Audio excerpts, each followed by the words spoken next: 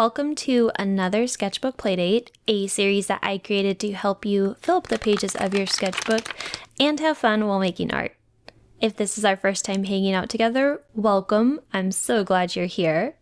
I'm excited for today's project because it is an eye-opener. I'll be sharing the skills I use to pretty much draw and paint everything. In this Sketchbook Playdate, we are going to paint an adorable set of heavy construction equipment using the magic of shape construction. Shape construction is the process of using basic shapes to build an illustration.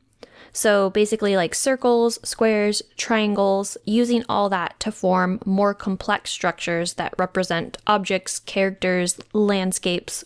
And since I'm all about working smarter and not harder, I'm going to teach you a shortcut that will have your paintbrush doing all of the heavy lifting. And you can just focus on the fun part, like getting into the flow of creating these cute little tractors, construction equipment.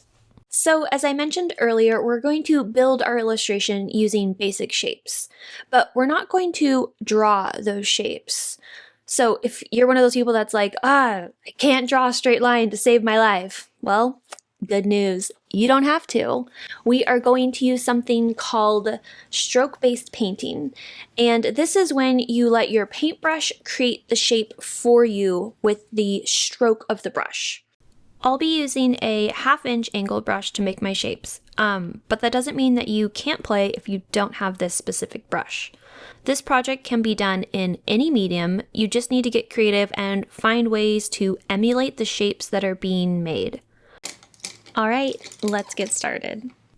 So I want this to be a limited color palette, meaning I'm only going to use a couple colors for this entire illustration. A limited color palette will make my piece feel cohesive and harmonious for the viewer, but it also creates a fun creative constraint for myself. So here I am mixing up a good yellow shade. I'm using a little bit of cool yellow, like lemon yellow, and a little dash of red to kind of make it deeper and darker so it can be seen on camera.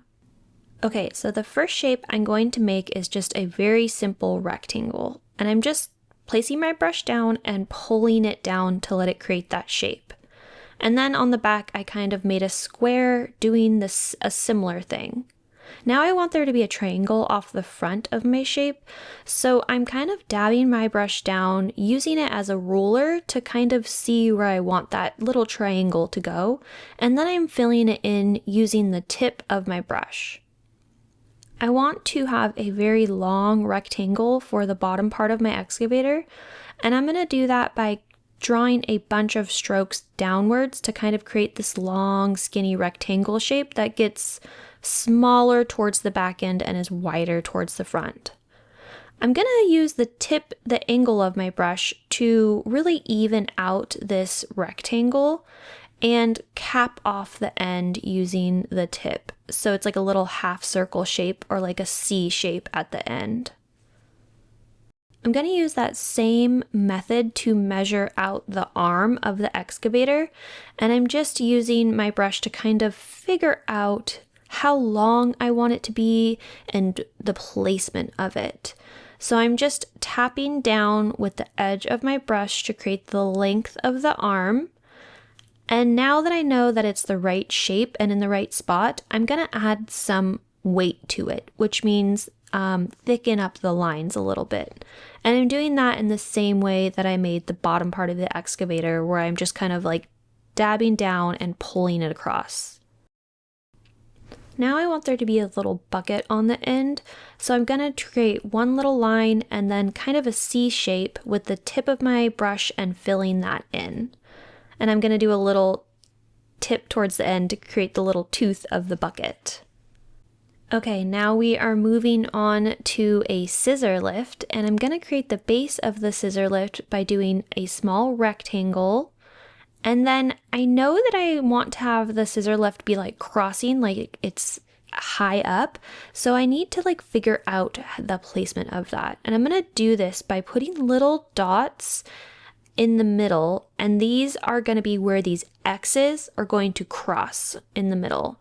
And I'm going to use that same technique of tapping my brush down, on each side of these dots, and this will help me figure out the placement of these scissor lift arms. And this way I know that everything is going to line up perfectly because I'm using the brush as like a way to guide my illustration. I'm just going to do one single stroke to create a rectangle for the base of my scissor lift. And then we are moving on to our third piece of machinery, and I'm doing the same method to create a nice little rectangle down the bottom, and then doing one stroke to create a square shape, and using my brush as a measuring tool to kind of get a triangle off the front of that square shape. For the back part of this hydraulic crane, I'm going to do another stroke for a square shape, and then I'm going to connect them together using little dabs of my brush and filling it in with the tip of my brush. Using my brush to measure out how far I want the arm of this hydraulic crane to go, very similar in the same way that we did with the excavator. And I think that's a pretty good height, so I'm gonna do one little dab with the tip of my brush to create some thickness, and then I have this nice elongated arm that is the right height and the right thickness that I wanted. Hydraulic cranes have like a little hook thing dangling down off of them, so I'm gonna draw like a little tiny triangle to represent that, and then I'm gonna draw the rest of the pieces later with my details. Make sure to take a second if you want to use the tip of your brush to kind of like clean everything up and smooth it all to make it straight. Obviously, like it's not going to be perfect because it's watercolor and it's a little unpredictable, but you can use the tip of your brush to clean things up. For my next piece, I'm going to do a dump truck, and I'm just going to do one stroke for a square, and then do a triangle off the front and fill it in, again using the tip of my brush. This is a great exercise because you get a lot of practice doing repetitive things, so these skills really get embedded in there, which is awesome. Now I want to measure how big the back of my dump truck will be, and it is at this point that I realize that I've made a mistake and my dump truck is going to be too big. I'm worried that it's not going to fit on the page, but we're just going to go with it and just figure it out as we go. So I'm using the tip of my brush to kind of measure out where the bed of this truck will be. The bed of this dump truck is what I would call like a compound shape, where it's like multiple shapes added together to make one. So I'm just kind of using my brush to measure out where these will be, and I'm making the whole shape just using the tapping method because I don't know what it should look like or how it's gonna be. And I think I've landed on it, and so I'm just going to go ahead and fill in the shape that I've made using the fat end of my brush to cover as much ground as I can with paint. I'm going to do a little roof above the command center of the truck, and then I'm going to straighten everything out with the tip of my brush. So this dump truck has a massive wheel in the front of it, and that's like part of the reason why I thought it was so cute. So I'm doing like a little spot where the fender will be, and this will let me know how big the wheel is going to be because it's going to fit in that shape. I have this little awkward gap in the corner, and I'm going to try and fit a forklift in there. So I'm using my brush to just draw a very basic square shape with a stroke, and then kind of like a quarter of a circle and filling that in with the tip of my brush. I don't think it's gonna fit, but we are going to try and we're gonna roll with it. So building off of the square shape, I'm gonna go upwards to create kind of a roof for my forklift, and I can already tell that I do not have space to do this, so it's gonna be kind of a wonky little forklift, but hey, that's what sketchbooking is all about. We are going to problem solve on the spot and make it work. I'm gonna give my forklift a little rectangle roof, and I don't have space to put the front of the forklift, and now I won't have space for the back of the dump truck, but maybe it can look like the forklift is lifting up the back of the dump truck. It's okay. We're doing great. You're doing great. We're gonna work through this together. All right, now that our base layer is done, it is time to let it dry, or if you want, you can make it dry by using a blow dryer or a heat tool. I like to use this time to dance. If you know me, I think dancing makes my art better. I'm always in a better mood, and I feel like my paintings have more joy in them when I dance.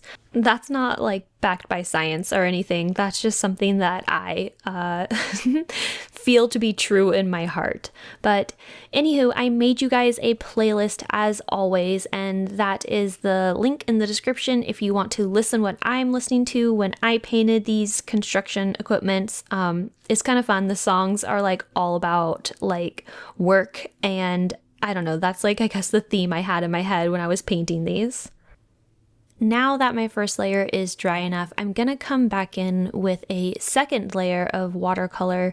And as I said, since this is a limited color palette, I'm just using yellow again, but I'm going to create a deeper, more richer yellow by adding just a hint more of red to the mixture. And this will essentially create a secondary color. Really, it's just the same color. And I'm just using this secondary yellow and the same techniques we did before to add a little bit of visual interest to this illustration. I'm no longer looking at my reference photos. I kind of already have everything like figured out as far as the shape, and I'm just adding details based off intuition, not like scientifically where things are on this piece of machinery. I really encourage you not to overthink this step, to maybe put away your reference and just like look at your painting intuitively and think, where would a second color look delightful? And then do that. So this sketchbook playdate came about because there's been like a ton of construction in my city lately, and it feels like everywhere I look these days, there's some type of massive machinery. And me, just being like the curious person that I am, I wanted to know what they were all used for and like what the names of them were. So I started looking up what each one was called. And as I did that, I started drawing them in my sketchbook. And it just ended up being really cute. So like this is kind of how I learn about the world and like process things around me. When I draw something, I feel like it gets locked into my brain and I can actually remember it if I draw it. And like historically, remembering things has always been a constant challenge throughout my entire life. I think because I have like undiagnosed ADD super hard, so I've always had to study more and work harder and just in general like spend more time and effort trying to retain and learn information. And all of this is like very funny and ironic to me because I was never an artist growing up. Like I didn't paint or draw any more than the kid next to me in elementary school. But recently I came across an old report card and it read, "Samantha excels at art-based learning." And I just laughed because I really didn't start leaning into this like pull that I felt towards art until I was like almost 30. I think I was like 27 when I picked up a paintbrush and started giving watercolor a try for the first time. So if you're someone who feels like maybe they're too late to the game or I'm too old to learn a new skill, but you're here and you're watching this, like I just wanted to let you know that you are never too old to learn something new. And honestly, today is always a good day to bring art and creativity into your life to make it better.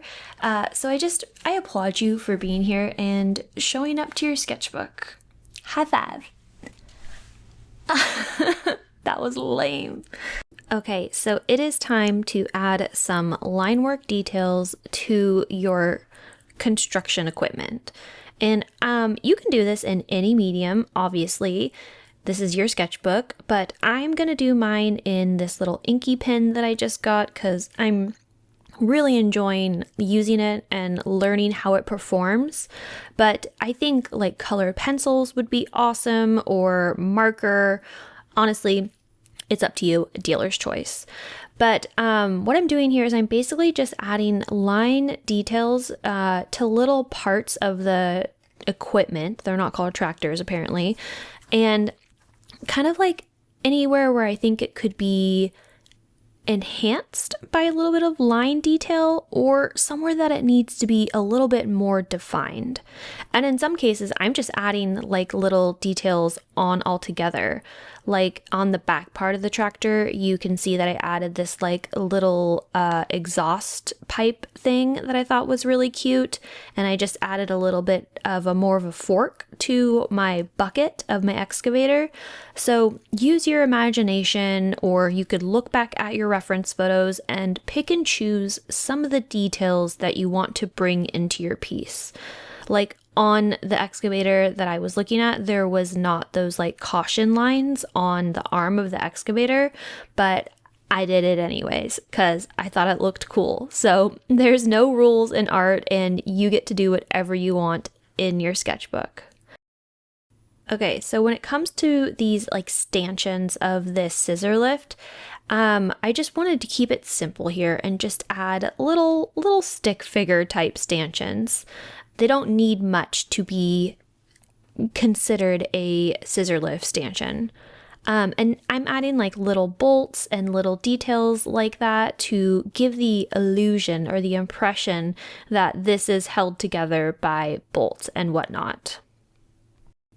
I'm adding some little wheels to my scissor lift, and I'm not going to fill in any of my wheels right now because I have a plan. I'm going to come back in later and fill them in with the same brown ink that's in my pen, but I'm going to use it with a paintbrush. And this is only because I'm trying to work smarter and not harder, and it would take a long time if I were to like fill in these tires completely black how I want them to be with this little pen. It would just be cumbersome. So we're going to save some time and come back in later and fill in a lot of these elements using a brush or something that's easier to fill large areas quickly. Okay, so for the tire of this dump truck, I am again faced with my mistake, and I'm going to have to problem solve on the spot because I know to draw a tire proportionally in this space, it's gonna hang off the end of the page. It's just like not gonna fit. So I've accepted my fate. This tire, it will be wonky, but we will move on with our lives after we're done with the sketchbook page, and it'll be okay because it's just art. But a fun little detail that I drew here were like the treads of this tire.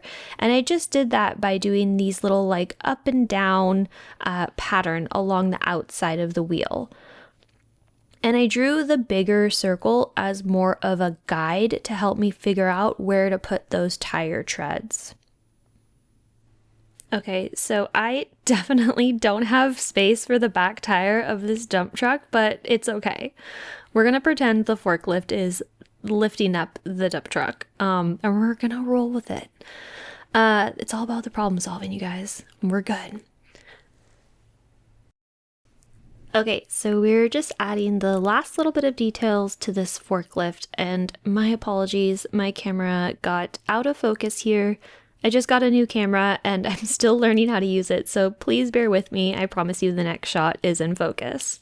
For the last bit of this illustration, I'm bringing in the secondary color, which is the same brown that was in my inky pen, only I'm loading it up onto a brush so I can fill in these areas that I want to be a solid brown more quickly.